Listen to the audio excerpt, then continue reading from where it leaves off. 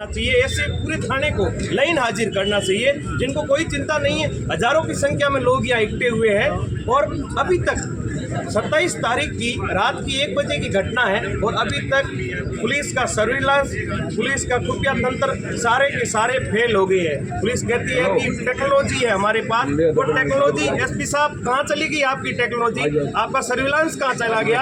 आपका खुफिया तंत्र कहाँ चला गया? ये खाली धींगे हाँकने बंद कर दीजिए, क्योंकि यहाँ लोग बड़ी संख्या में धरने पर बैठे हैं और लोगों को पुलिस के प्रति विश्वास था। और इस प्रकार अब तो वो मुजरिमों को खुलेआम वो घूम रहे हैं और आम जनता को पुलिस के प्रति डर है कि पुलिस कायर साबित हो रही है, पुलिस उन मुजरिमों को पकड़ नहीं पा रही है। कहीं ना कहीं ऐसा भी लोगों को लग रहा है कि पुलिस को भगाने के पीछे, पुलिस का उन मुजरिमों के पीछे हाथ तो नहीं है, क्योंकि इतने दिन बीत जाने के बाद ये लोग धरने पे बैठे हैं और मांग कर रहे हैं कि ऐसे दरिंदों का एनकाउंटर होना चाहिए। ऐसे दरिंदों को पकड़कर थाने तक भी नहीं लाना चाहिए, क्योंकि निंदनीय घटना है। ये एक मर्डर की साजिश नहीं थी, ये ट्रिपल मर्डर की साजिश थी, क्योंकि वो बच्ची किस्मतों से और नसीबों से बच गई है। यहाँ खूब सारे समाज के लोग बैठे हैं, समाज के अध्यक्ष साहब बैठे हैं, गणमान्य लोग 36 कौम के। यहाँ कोई किसी एक विशेष समाज का धरना नहीं है या किसी पार्टी का नहीं है, ये 36 कौम का यहाँ आक्रोश है जनता के अंदर। तो इस प्रकार से घटना हुई है तो पूरे क्षेत्र के अंदर दहशत का माहौल फैल गया है, क्योंकि अब लोग शाम को घर जाते हुए भी डर रही है, महिला अपने घर जाते हुए भी डर रही है, क्योंकि इस प्रकार की घटना कभी भी घट सकती है और पुलिस का खुफिया तंत्र फेल हो चुका है। तो ऐसे थानेदार साहब को, पूरे थाना को सस्पेंड कर देना चाहिए। और कहीं ना कहीं एसपी साहब, आपकी भी बहुत कमी रही है। आप यदि अल्ट्रेक मोड पे होते और आपका सर्विलांस तेज होता, आपका खुफिया तंत्र तेज होता, तो अभी तक मुजरिम को पकड़कर आप ले आते। तो यहाँ प्रधान जी मेरे साथ बातचीत करेंगे। सर, इतनी बड़ी घटना घट गई है और एसपी साहब, थानेदार साहब क्या कर रहे हैं?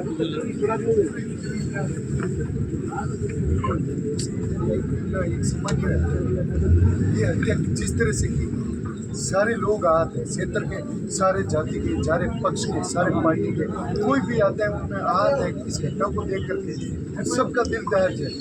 दिल में एक सारे के ऐसा दबाव लगता है, कलेजे पे किसी ने पत्थर पड़ गया, पहाड़ गिर गया उस परिवार पे। हमने प्रशासन से आग्रह करते हुए, यहाँ एसपी साहब आए, एमएलए साहब आए, सारे लोग बैठे, तो आगे कि हम रात को कर देंगे, शाम को कर देंगे, अभी तक नहीं किया। क्यों नहीं किया? आपके पास टेक्नोलॉजी है, सारे आपके पास संसाधन है, उस संसाधन का उपयोग करके जो मुलजिम है, जो इस तरह का हत्यारा है, वो हमारे सामने लाने की जरूरत है।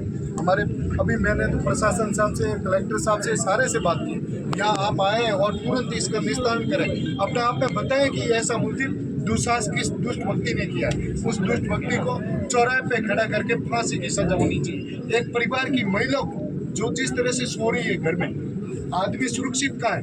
घर में, और घर में ही सुरक्षित नहीं है, घर में ही इस तरह की हत्या हो जाती है। जो अपने 4 दीवारी और बाड़े के अंदर रहता है और वो सोते हुए आराम से सोता है, नींद लेने के बाद सोचता है कि सुबह जग करके मेरे परिवार की दिनचर्या करूँगा। सुबह उठने पर वो परिवार की वो हालत हो जाती है। आज ये भी नहीं, मैं तो सरकार से आग्रह करना चाहता हूँ, पिछले 3 दिनों से काफ़ी इस परिवार के लोग भूखे और प्यासे बैठे हैं, उनके साथ हालत मिलने वाली है। आप उनकी हालत को सहन करने के लिए आइएगा, उनको तो देखिएगा। आप तो वो तो मर्डर हो गया, लेकिन अब परिवार के लोग तड़प तड़प करके बिना और अन्न जल की वजह से लोग मरेंगे। सरकार को संवेदनशील होकर के तुरंत इसका गिरफ्तार करके हमें की जरूरत है।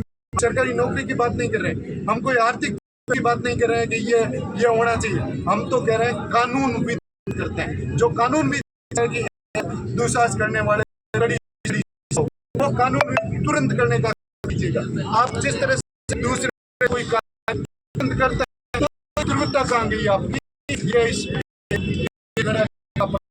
और मैं लोगों को अपने आप में हौसला अफजाई के लिए परिवार के साथ 36 के लोग चिंता है, उस चिंता के कल लोगों का मार्केट पूरा बंद हुआ, व्यापारी बड़े व्यापारी नहीं, इसकी आगे चलाने के लिए जो ठेला चलाता है, जिसकी दिनचर्या रुपये करके अपने को खरीदा करके करता है, इस परिवार के साथ रहकर न्याय दिलाने का काम।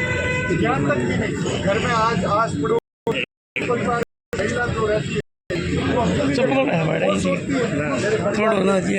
पति या बाहर करने वाले परिवार के मेंबर है, घर में आकर के सोइएगा, घर में सुरक्षित नहीं है। आज राजस्थान प्रदेश में लोहावट में, जो लोहावट अपने आप में धार्मिक क्षेत्र है, और जो पुलिस से पुलिस स्टेशन से 5 किलोमीटर दूरस्थ ऐसी घटना होती है तो तुरंत से तुरंत कार्रवाई देना चाहिए।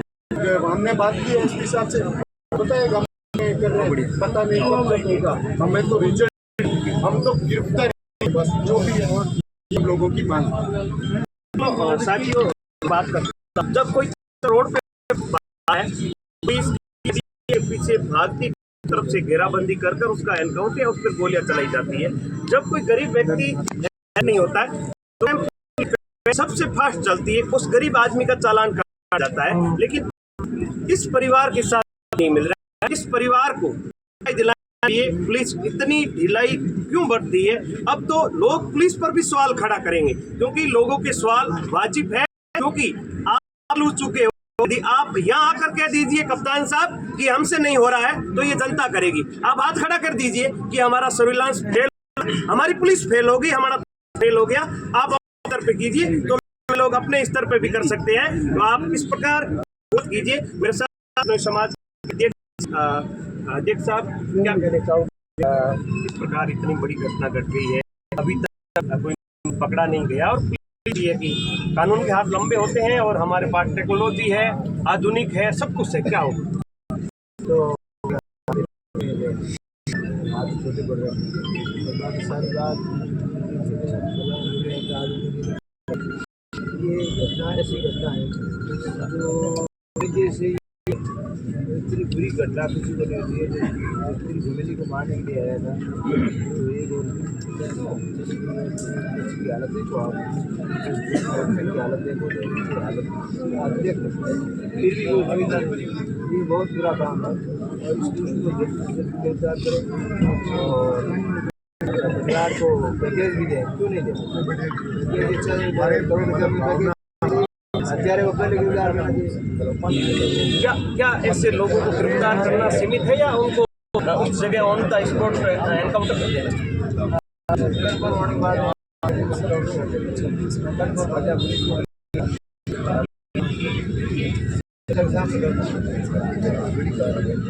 आप जिस प्रकार कल जिसे मिलने कैसे आपकी उस बच्ची की, क्या वो बच्ची आपसे बोल पाई? आपने डॉक्टर से क्या बात की?